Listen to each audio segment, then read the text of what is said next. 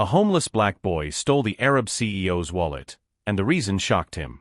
The boy's hand trembled when his fingers touched the thin leather of the wallet in the inside pocket of the suit. He was 12 years old, his bare feet dirty from the asphalt, and 3 seconds before the man noticed. Khalil pulled quickly, turned, and ran. "Hey!" The Arab's voice echoed through the busy Manhattan street. "Stop!" But Khalil didn't stop. He never stopped. His feet knew every alley, every corner, every hole in the concrete in that part of town. He dodged a hot dog cart, jumped over a puddle of dirty water, and turned left into a narrow alley between 2 red brick buildings. His heart was beating so hard it hurt in his thin chest. Behind him, heavy footsteps. The man was running too. Khalil glanced back for a split second. The Arab CEO was tall, impeccably dressed in a gray suit, his dark hair slicked back, and he ran with the determination of someone who wasn't used to losing anything. His leather shoes hit the ground with precision, and his eyes, even from a distance, burned with rage. The boy turned another corner, but his left foot slipped on an oil stain. He fell to his knees, scraping his skin, feeling the immediate sting. The wallet flew out of his hand and slid a few feet ahead. Khalil crawled, picked up the wallet, and tried to get up. Too late. A firm hand grabbed his shoulder and pulled him back with force. Khalil was thrown against the brick wall, hitting his back with an impact that knocked the air out of his lungs. He looked up, gasping, and saw the man standing in front of him, blocking any escape route. Faisal Alamin, 43, CEO of a technology company valued at $500 million, looked down at the thin, dirty, trembling boy and felt a wave of rage rise in his throat. "Do you have any idea," Faisal said, his voice low and dangerous, "who you just robbed?" Khalil didn't answer. He clutched the wallet to his chest, eyes wide, breathing fast. His whole body was tense, ready to run again if the slightest chance arose. "Give it back," Faisal ordered, reaching out his hand. "Now." The boy hesitated. His fingers tightened around the leather. Then slowly, he held out the wallet. Faisal took it, opening it quickly to check the contents. Credit cards, cash, ID, everything was there. He put the wallet in his inside pocket and took out his cell phone. "I'm calling the police," he said, dialing. "No," Khalil whispered, his voice hoarse. "Please. You stole from me. Do you think I'm going to let it go?" "I needed to," the boy said, and for the first time Faisal really looked at him. Khalil was 12 years old, his dark skin marked by dirt and scratches, his curly hair unkempt, his clothes too big and torn at the knees. His eyes, however, did not have the hardness Faisal expected to see in a thief. They were afraid, yes, but also something deeper. Despair. "What did you need?" Faisal asked, lowering the phone but not hanging up. Khalil swallowed hard. "My sister. She's sick. Very sick. I just wanted money to buy medicine." Faisal narrowed his eyes. "Do you think I'm an idiot? This sick child story is the oldest trick in the book." "It's not a trick," Khalil said, his voice breaking. "She's had a fever for 3 days.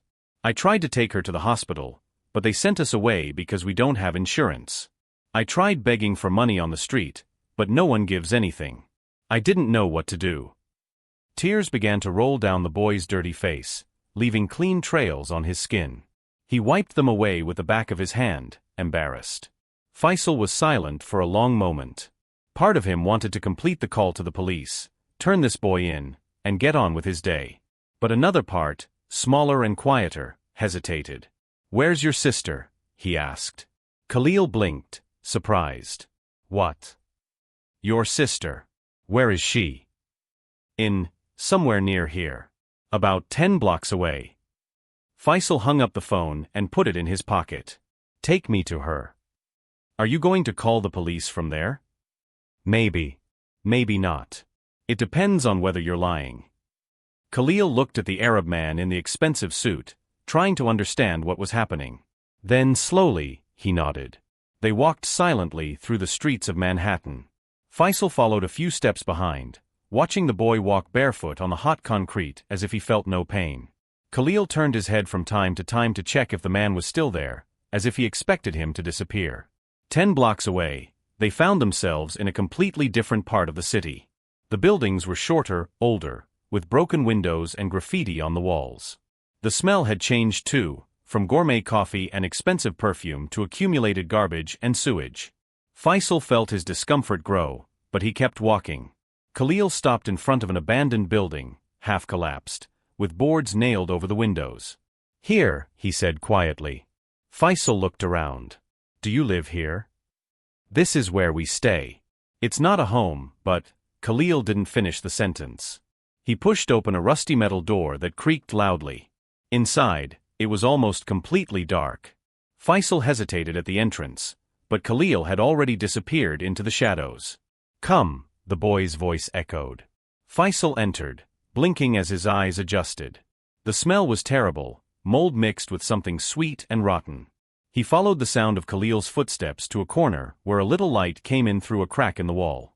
And then he saw her. A black girl, no more than 8 years old, lying on stacked cardboard boxes. She was wrapped in a thin, dirty blanket, shivering even in the stifling heat of the place. Her face glistened with sweat, her eyes closed, her breathing rapid and shallow. Khalil knelt beside her, touching her forehead gently. "Amara, I'm back." The girl didn't open her eyes, but murmured something incomprehensible. Faisal stood still, unable to move. The anger he had felt minutes ago evaporated, replaced by something he didn't expect to feel. Shock, horror, and a sharp pang of guilt. If you're following this story and want to know how a simple theft revealed something much bigger than money or justice, don't forget to subscribe to the channel. Faisal knelt beside the girl, ignoring the dirt on the floor. He touched her forehead with the back of his hand. Her skin was burning hot. "How long has she been like this?" he asked. 3 days, Khalil replied, his voice trembling. "Yesterday she stopped talking properly. This morning she couldn't get up." Faisal picked up his cell phone and dialed. "I need an ambulance. Now." He gave the address, hung up, and looked at Khalil. "They're on their way." The boy shook his head frantically. "No, they'll take her and won't let me go with her. They'll put us in different shelters. I can't lose her." "She'll die if she doesn't get help," Faisal said firmly. "Do you understand that?" Khalil bit his lip, tears streaming down his face again. "I just wanted to take care of her. She's all I have left." Something in the way he said it, with that raw, honest desperation, made Faisal pause. "Where are your parents?" "Mom died when Amara was born. Dad, he disappeared 2 years ago. Never came back." "No one else? Grandparents, uncles?" Khalil shook his head. "Just me and her." The ambulance siren began to echo in the distance. Faisal looked at the trembling girl, at the 12-year-old boy trying to be strong, and made a decision that even he didn't fully understand. "I'm coming with you," he said, "and I'll make sure you two stay together." At the hospital, everything was fast and chaotic. Amara was taken straight to the emergency room, while nurses asked questions Khalil couldn't answer. Faisal stood by his side, filling out forms, using his credit card to ensure she would be treated. A social worker appeared, a middle-aged woman with a clipboard and a suspicious look. "Mr. Alamin, I need to understand the situation. Do these children have a legal guardian?" "I am the temporary guardian," Faisal said without hesitation. The woman raised her eyebrow. "Temporary? Do you have documentation?" "I'm working on it. For now, I need you to treat the girl." "Sir, protocol requires me to notify social services when there is suspicion of abandonment or neglect." "There was no neglect," Faisal said, his voice cold. "There was poverty. They are different things." The social worker sighed. "I'm going to need to speak with the children separately." Khalil grabbed Faisal's arm. "Don't leave me alone." Faisal looked at the woman. "He stays with me." Hours dragged on. Khalil slept in an uncomfortable chair in the waiting room, exhausted. Faisal stayed awake, making calls, moving invisible pieces. He called his lawyer, explained the situation, asked him to initiate emergency guardianship proceedings. He called a doctor friend, asked him to check on Amara's condition in person. He used every connection he had. A doctor finally appeared, young and tired. "The girl has severe bacterial pneumonia. A few more days without treatment and she wouldn't have survived." Khalil woke up at the word survived, his eyes wide. "Will she be okay?" "With antibiotics and hydration, yes. but she'll need to stay in the hospital for at least a week. Can I see her? The doctor hesitated, looked at Faisal, who nodded. 5 minutes. Khalil ran down the hallway. Faisal followed slowly, stopping at the door to the room. The girl was connected to wires and tubes, but her eyes were open. When she saw her brother, she smiled weakly. Khalil, she whispered. I'm here, little sister. You're going to be okay. You disappeared. I thought you had left too. Never. I will never leave you. Faisal watched this and felt something break inside his chest. He had a $500 million company, houses in 3 countries, cars that cost more than most people earned in years. But when was the last time someone looked at him with that pure devotion? That night, Faisal took Khalil to his apartment in Manhattan. The boy stood at the door, mouth open, looking at the marble floors, the paintings on the walls, the panoramic view of the city. Do you live here alone? Khalil asked. Yes. It's very big. Faisal showed him the guest room. You can take a shower in there. I'll order some food. Khalil hesitated. Why are you doing this?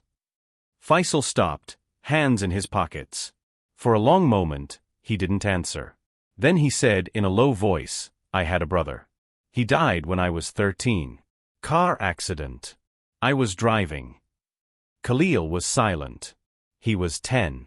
I took our father's keys without him knowing, wanted to impress him. I lost control.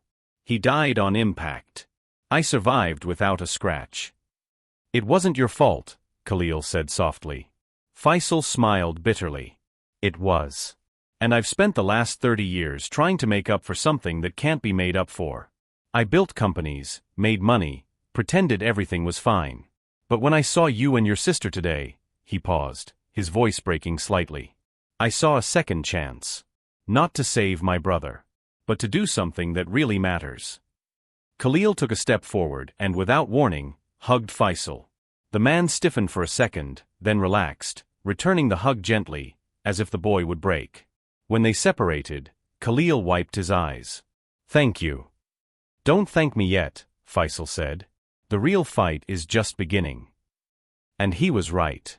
Because the next day, when they returned to the hospital, the social worker was waiting with 2 security guards and a court order. And the look on her face made it clear that things were about to get a lot more complicated. The social worker, Ms. Morrison, blocked the entrance to Amara's room with her arms crossed. Mr. Al-Amin, I have been ordered by the juvenile court to remove these children from your custody immediately. Faisal stepped forward. On what grounds? Basis? You have no family relationship, you haven't undergone a background check, and you showed up out of nowhere claiming guardianship of 2 vulnerable children. That raises every possible red flag. Khalil grabbed Faisal's hand, panic in his eyes. You said you would keep us together. And I will, Faisal replied, looking at Morrison. I have lawyers preparing the paperwork right now. Paperwork takes weeks, months. These children need a home immediately. She motioned to the security guards. Khalil is going to a temporary shelter. Amara will stay here until she is discharged, then she will be placed in a separate foster home. No. Khalil shouted. You can't do that. We can and we will. It's our job to protect. Protect. Faisal's voice cut like a knife. You're going to separate 2 children who only have each other? That's protection. Morrison sighed. Mr. Al-Amin, I know your intentions are good, but you are a stranger. We don't know your real motives. That's when a faint voice came from inside the room. He saved my life. Everyone turned. Amara was sitting up in bed, tubes still attached, but her eyes steady. Khalil told me everything. If it weren't for him, I'd be dead. Sweetheart, Morrison softened his voice. You don't understand the situation. I understand that you want to separate me from my brother. And I won't let you. You're 8 years old. You have no choice. Amara looked directly at her. Then explained to me how, when we needed help before, when I was burning up with fever and Khalil begged at 3 different hospitals, everyone said there were no beds, that we needed insurance, that we should go to a health clinic. But now that a rich man is involved, everyone shows up wanting to help? Where were you when we really needed it? The silence was absolute. Morrison opened his mouth, closed it, no answer. Faisal took advantage. I want an audience with the judge. Today. That's not possible. I know Judge Harris personally. I donated to his campaign. He'll see me. Faisal picked up the phone. I can do this politely, or I can do this in a way that involves reporters at your office door in an hour. You choose. Morrison looked at the security guards, at the children, at Faisal. Then he sighed deeply. A hearing. But until then, the children remain in state custody. No, a new voice said. Everyone turned. A middle-aged man in a dark suit, carrying an executive briefcase, entered the hallway. It was David Chun, Faisal's personal attorney. I have here, he opened the briefcase, an emergency guardianship order signed by Judge Harris 20 minutes ago. Mr. Alameen is the temporary legal guardian of Khalil and Amara until a full hearing is held in 72 hours. Morrison took the document, read it, and his expression hardened. That was too fast. I'm going to contest it. Challenge it, David said calmly. But until then, these children remain in my client's custody. And if you try to remove them, I will be filing a lawsuit for abuse of power. The social worker looked at Faisal with something between anger and respect. You used money and influence to bend the system. No, Faisal said. I used money and influence to make the system work the way it should work for everyone. The difference is that I can. And I will continue to be able to until these children are safe. Morrison put the documentation away. 72 hours. And I'll be investigating every detail of your life, Mr. Alameen. If there's anything questionable, I'll make sure those children are removed permanently. Investigate, Faisal said. You won't find anything but a man trying to do the right thing.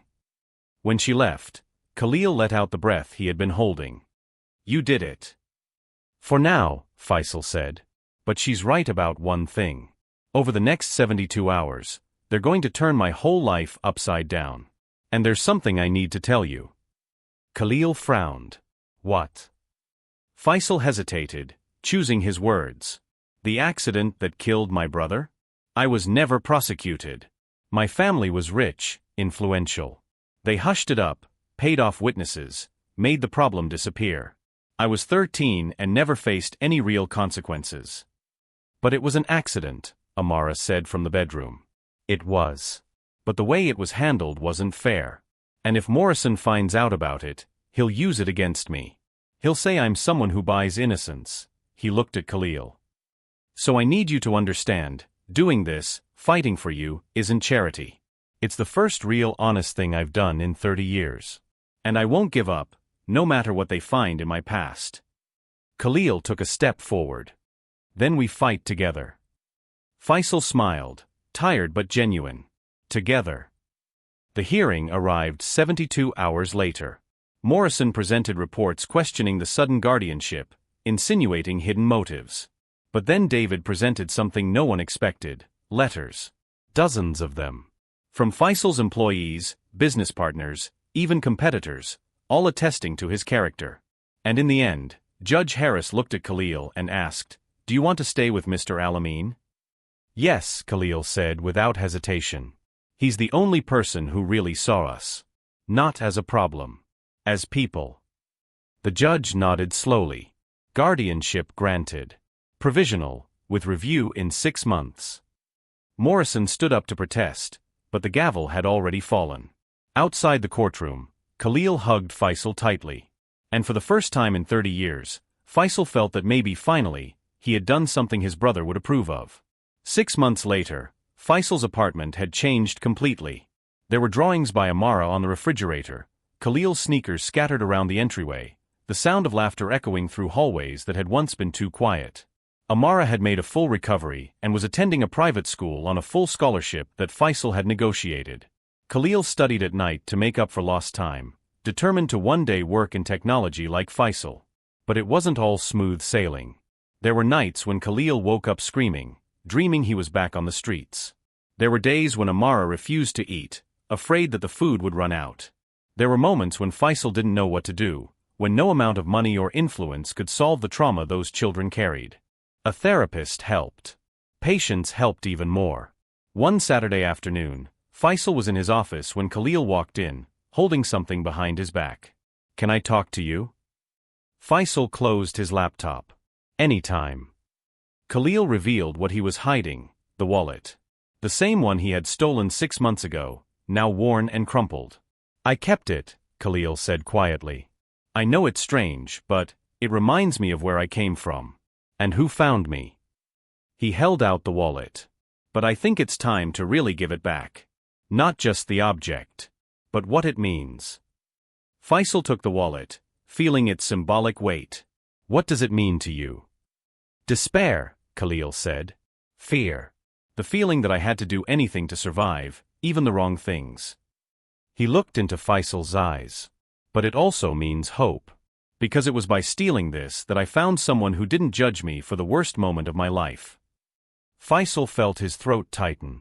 "Khalil, you know I forgave you that same day, right?" "I know. But I needed to forgive myself too. And it took until now." Faisal opened the wallet, took out a $100 bill, and handed it to Khalil. "You know what we're going to do with this?" Khalil shook his head. "We're going to donate it to a shelter for street children. And every month, we'll donate more. Because I've learned something in these 6 months." Faisal paused. "I spent 30 years building wealth, but it was only when I met you and Amara that I understood what to do with it." That night, the three of them had dinner together. Amara told them about the school play. Khalil proudly showed them a math test on which he had gotten a perfect score, and Faisal just listened, smiling. After dinner, Amara climbed onto Faisal's lap, something she was doing more and more often. "Can I ask you something?" she said. "Of course." "Can we call you Dad?" Faisal froze. Khalil also stopped washing the dishes, turning slowly.